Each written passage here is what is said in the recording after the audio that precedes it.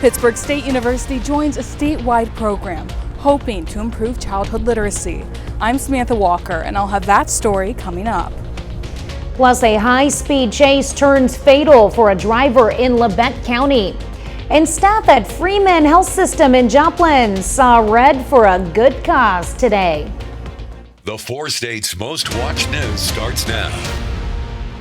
For nearly 30 years, the Pitt State Center for Reading has been working to help those with reading difficulties. And now a recently adopted state program called the Blueprint for Literacy will allow the center to expand upon its work. This is KOAM News at 6. I'm Tanya Bach. Universities across the state are creating centers for excellence in reading, and Pitt State is helping lead the way. KOAM's Samantha Walker has more. Those at the Pitt State Center for Reading know the importance of childhood literacy. If you can't read, there's not a lot you can do in our society today. You have to be able to read to get through school, to get a decent job, to get a driver's license, to fill out an application for employment or for an apartment or a house. It's why university staff are excited to be part of a new statewide plan called Blueprint for Literacy, which is creating centers for excellence in reading at participating state-funded universities. Lawmakers have set aside $10 million in funding for the project.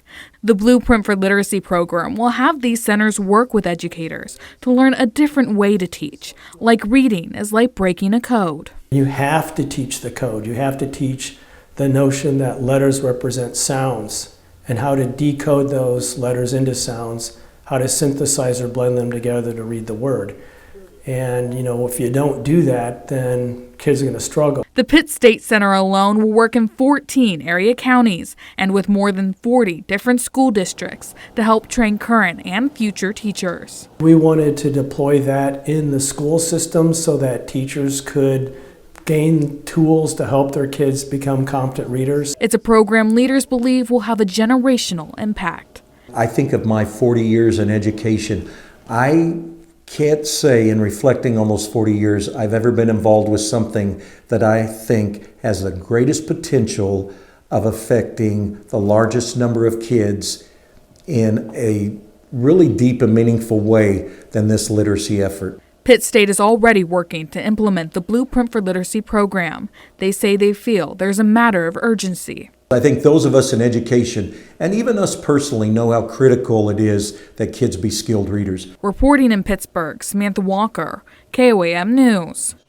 6 other Kansas universities are creating centers for excellence in reading, and this includes Kansas State and Washburn University. Chief Meteorologist Doug Hetty joins us now with a first look at weather. Well, of course, for us today, still kind of gloomy out there. We had some glooms out there during the morning hours. Temperatures right about where we should be, mid to upper 40s for afternoon highs. 46 Carthage, 49 Anderson, 50 in Welch, 47 in Chanute. For your Friday evening, we slowly drop back through the 40s. Clouds get a little bit thicker and drizzle and showers return later on tonight. So the clouds are going to pretty much hang tough. So as we start your day on Saturday, showers kind of pop up. These are going to blow right on through, and then we'll actually clear out a little bit late in the day. Heading into Super Bowl Sunday, a lot of clouds, but temperatures not bad into lower 40s. It's what happens right after Super Bowl Sunday. We have a wintry mix, which is going to roll in by Monday. We're going to talk about that here in a bit. All right, thanks, Doug. Well, an alert from a license plate reader leads to a connection in a capital murder case. Authorities in Montgomery County, Kansas received an alert from a license plate reader camera regarding a vehicle wanted in connection with a capital murder case out of Hidalgo County, Texas. Now, the deputies responded and located the vehicle. The vehicle and occupants were taken to the Montgomery County Sheriff's Office where they were interviewed. The apprehension stems from what authorities say was a drug deal gone wrong, which resulted in the death of a 16-year-old. A high-speed chase turns fatal for an evasive driver in Labette County, Missouri. The incident occurred when a Labette County deputy witnessed a tan pickup run a stop sign at a high rate of speed. The driver of the pickup, John Henry Jones, attempted to lose the deputy, even driving through a field with speeds over 100 miles per hour. Jones failed to slow down to navigate a curve, left the road, and crashed into a tree. Emergency crews rushed him to a local hospital where he later died. Authorities say Jones was driving while suspended and had several arrest warrants out of Montgomery and Neosho County. Freeman Health System in Joplin is seeing red today. Staff in the Heart and Vascular Institute dressed in red for the annual Wear Red for Women event. The event uses the color red as a symbol of cardiovascular disease awareness. Technology's evolved. We have mechanical support devices that can literally support somebody's heart for days, weeks, months, and potentially even years. That's changed the perception on what we can offer. Transplants, for example. They are not as common as they used to be because the medicines and the technology to treat the diseases more early in the course have revolutionized it. Freeman staff say cardiovascular disease claims the lives of more U.S. women than all cancers combined, including breast cancer. Well, some of the tiniest Chiefs fans put on their game faces in the NICU unit at Freeman, Joplin, ahead of the Super Bowl. Their big story is coming up. But up first, some building demolitions promise to revitalize downtown Miami. Main Street in Miami is undergoing a revamp. The city has demolished 2 dilapidated buildings. KOAM's Melissa Alexis breaks down the details. The 2 buildings are going down downtown, both dilapidated. The city of Miami announced on Facebook that building demolitions will be taking place on Main Street, and the comments of excitement from the community began to roll in. And the mayor of Miami, Bless Parker, shares that excitement for what this demolition symbolizes for the progress of the city of Miami. Nothing could go in. So our option was either let them sit there and be dilapidated and be an eyesore for downtown, or to be proactive. The city of Miami has demolished 2 buildings on Main Street in beautification efforts. The mayor says the buildings were beyond repair and even had unhoused people living in it. And they had kind of tore up some of the stuff on the inside, copper wiring been taken out, so but they weren't in good shape either way. He hopes that demolishing the 2 buildings will make room for businesses to come to the community and bring more jobs to the Miami area. We're open for business here in Miami, Oklahoma, so the more spots we have available, the better. When these retailers come in, the more stuff we have to show them, the better. So we want to make sure we have lots of places. He says, especially with the demolished buildings being right on Route 66, it could be a great opportunity to bring businesses to Miami. We're always looking for business, we're always looking for jobs, we're always looking for better wages, and housing, all that goes hand in hand.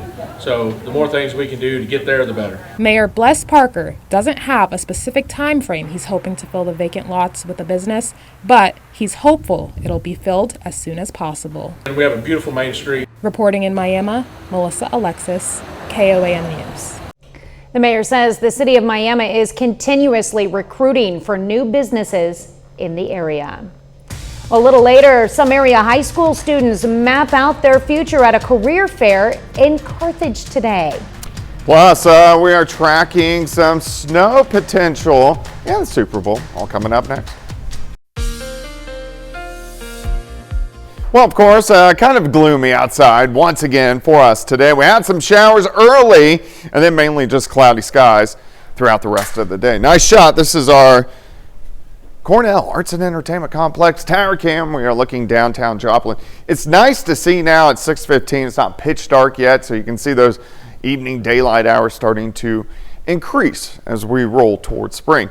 All right, through the evening, we hold fairly steady into the 40s, and that's kind of where we're sitting. You can actually see near 50 in northeastern Oklahoma. Temperatures will slowly rise tonight, especially after midnight. We should rise into lower 50s, even upper 50s in our southern counties to start the day on Saturday before we go back the other direction. 48 east-southeasterly winds at about 5 to 10 miles per hour, but we've been kind of socked in with clouds all day long. Any showers we had earlier, those have rolled east. So we're dry right now, but again, drizzle will start to roll back in later on tonight as our next storm system begins to head in. It's just a front. It's not a big deal as it pushes in on Saturday. All right, let's go through time. Clouds tonight, few light showers and drizzle picking up by morning. Here's Saturday at 5:30 in the morning. Let me take you to the noon hour. Any of these showers pretty much out of here, but our temperatures drop back into the 40s. Make it a little bit of sunshine, so here is 5 p.m., but temperatures kind of in the mid-40s by late in the day, but not a terrible day. Clear skies tomorrow night until late tomorrow night. Clouds increase again. Mostly cloudy skies on Super Bowl Sunday, but temperatures not bad into the lower 40s for afternoon highs. So breaking down your weekend, morning showers 52, 42 as we head into Sunday. Now it gets interesting. Let's go into next week. 3 storm systems. We're moving right back into the active stretch of the cycling weather pattern. We have 3 storm systems that could potentially give us wintry weather next week, and we should get at least 4 more chances for snow this winter, and they're going to come pop over the next 2.5 weeks. First one on Monday. This is a weaker one. Light snow, better chances for snow, northern counties, central counties, sleet, southern counties, rain. We'll have to see if this shifts a little north or a little south. But this is fairly light, so Monday evening, Monday night, light snow, light sleet, all the way into Tuesday morning. We'll still have some snow showers around, and then all this rolls out. But here comes system number 2 on Wednesday. This is a little more intense. You can see the darker blues. So the areas that do get snow, it'll pile up several inches. But again, we're right on that rain-snow line. So we'll have to see if it shifts north or if it shifts south and what happens. Then there's another system right after this that will affect us by next Saturday. All right, so the first one on Monday, I'm going to keep these low, and I'll adjust this each day this weekend. Right now, I'm going to keep most of us under an inch, 1 to 3 in our northern counties. Could go up, could go down. So we'll keep our eyes on it over the next couple days. All right, 52 Saturday, 42 on Sunday, 42 on Monday, wintry mix, snow showers Tuesday, wintry mix Wednesday, wintry mix next Saturday. My kind of week. Yeah. That's what I like to see. A lot of everything in there. But you'll be keeping your eye on it, so I will. Keeping us alert. All right, thanks, Doug. Yep. Well, high school students from Webb City, Carl Junction, and Carthage assembled at the Carthage Tech Center for a college and career fair. This event brought over 90 colleges and businesses from as far as Kansas City to engage with students about job opportunities, community outreach, and the students' future. Talking to the group, the different stands and like the stuff that they offer really helped me like figure out like exactly what school that I'm going to. They have like different things you can do, like you can look down like the baby's throat and like help like that, and there's just a lot of hands-on with that kind of stuff in all of those booths, so that was really cool. More than 800 juniors and seniors showed up for this 5th annual event. Still ahead, it's the home opener for Missouri Southern and Pitt State baseball. And a zoo elephant picks the winner of this year's Super Bowl. Brock Baldridge has that story and more.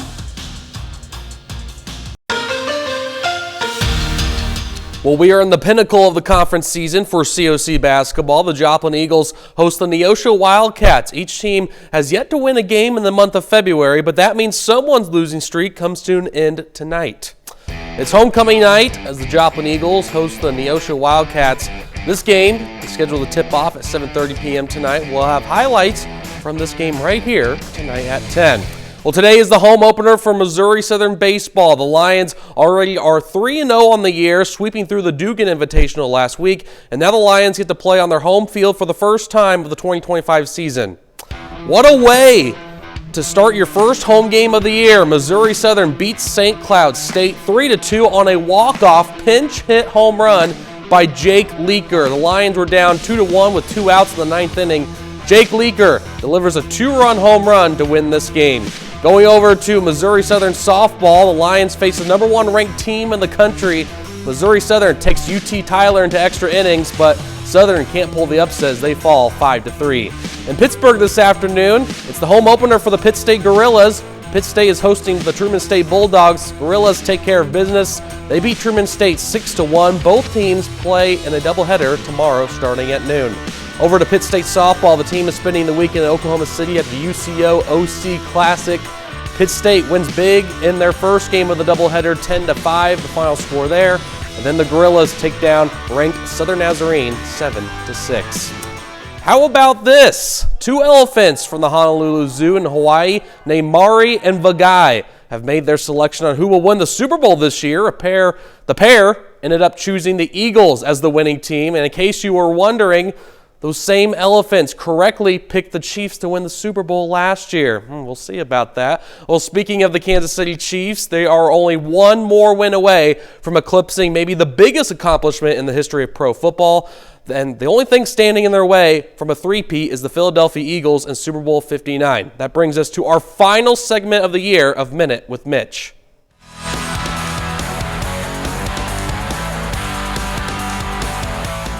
Here we are, on the cusp of a never-been-done moment. This Chiefs team has handled close games, replacement kickers, the toughest schedule, played every day of the week but Tuesday, false narratives about the refs wanting them to win, playing 3 games in 11 days, and there's an ever-growing list of haters who have Chiefs fatigue. But now it's the next and final step, and that is to win Super Bowl 59 against the Philadelphia Eagles in New Orleans. This Chiefs team has handled all of this for the past 11 months, really by being one of the most mature emotionally and mentally sports teams I've ever been around. Oh yeah, we know there's physical greatness on this team, but it's the mental and emotional toughness that has them here, on the edge of all-time greatness. On this Minute with Mitch. The Minute with Mitch is brought to you by Como Jewelry in Joplin and Pittsburgh. Well, there you have it. That's your look for sports. We're back after this. Here's a look at what's coming up on KOAM News at 9 on Fox 14. We have a look at the psychology behind sports fans. Plus, President Trump faces court battles in the wake of some policy decisions. And we'll have the latest from Hollywood, including why Rihanna is leading the Smurfs on a mission. Those stories and a lot more tonight on KOAM News at 9 on Fox 14. And speaking of preview, we've got a Chiefs Countdown special coming up in just a few minutes. The special will take a look at predictions from our very own Dow Quick, Doug Hetty, John Dales, and Brock Baldridge. It'll also feature an inside look at how local residents and businesses are celebrating ahead of the Chiefs' return to the Super Bowl. It airs tonight at 6:30 on Fox and tomorrow on KOAM at 6:30 and then again on Fox at 10:30 p.m. Well, some of those smallest Chiefs fans showed their support today at the NICU at Freeman Health System in Joplin. The little fans dressed as Chiefs football players, cheerleaders, and even a few Mahomes, Reeds, and Taylor Swifts. Very exciting because when I was growing up, the Chiefs weren't a winning team like they are now. So now it's exciting, especially for my kids to know that it's local, but they're so widely known. Well, just in case the Chiefs need a last-minute replacement, the NICU has more than enough for a football team with a lucky 13 babies currently on the floor. Very cute, each one of them. Yeah. Right. How's the weather going to be? It looks pretty good. I mean, we are going to have some showers, a little bit of drizzle to start the day tomorrow. Mostly cloudy Super Bowl Sunday, but if you're heading to any parties, should be dry. Monday, it could be a different story. Wintry mix moving in Monday, Wednesday, and also next Saturday. So when you get to work on the Blackstone, you'll be in the clear. Yep, I will. All right. Well, thank you for watching. We're going to see you right back here at 10. Have a great evening and an even better Super Bowl weekend.